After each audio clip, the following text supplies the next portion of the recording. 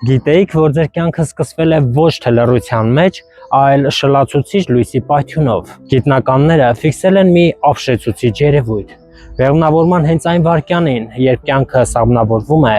տեղի է ունենում ցինկի իոնների հզոր արտանետում։ Որքան պայծառ է այդ լույսը, այնքան ուժեղ է ապագա մարդու կենսունակությունը։ Սա պարզապես կենսաբանություն չէ,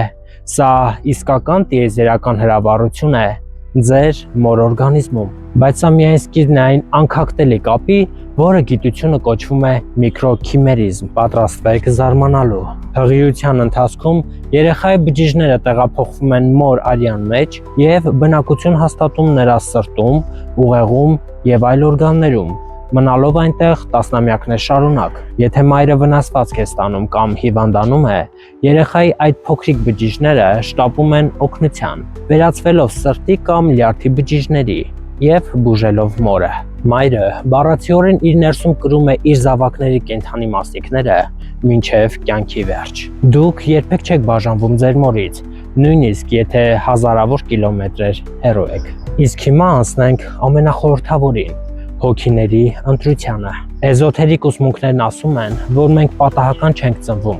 Հոգիները ընտրում են իրենց մայրերին դեռևս ծնվելուց առաջ, կնքելով հոգևոր պայմանագիր։ Մայրը այն դարպասն է, որի միջով հոգին գալիս է երկիր, սովորելու սիրո եւ զոհաբերության դասերը։ Քրիստոնեության մեջ մայրը Աստծո համագործակիցն է, անմահ հոգու համար մարմին պատրաստող սուրբ տաճար։ Իսկ իսլամական ուսմունքում ասվում է՝ դրախտը մայրերի ոտքերի տակ է։ Հինդուիզմում մայրը շակտի, տիեզերական էներգիայի մարմնավորումն է։ Սիրելի մայրեր, քույրեր եւ ապագա մայրիկներ, շնորհավորում եմ ձեզ ապրիլի 7-ի մայրության եւ գեղեցկության տոնի առթիվ։ Դուք եք այս աշխարհի իրական արարիչները։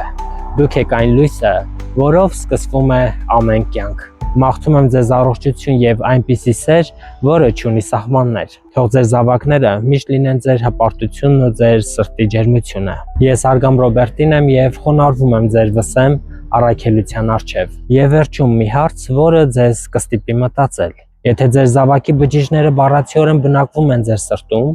իսկ ձեր հոգիները հանդիպել են դեռ աստղերի մեջ, արդյոք մայր ու զավակը երբևէ կարող են լինել երկու տարբեր մարդիկ,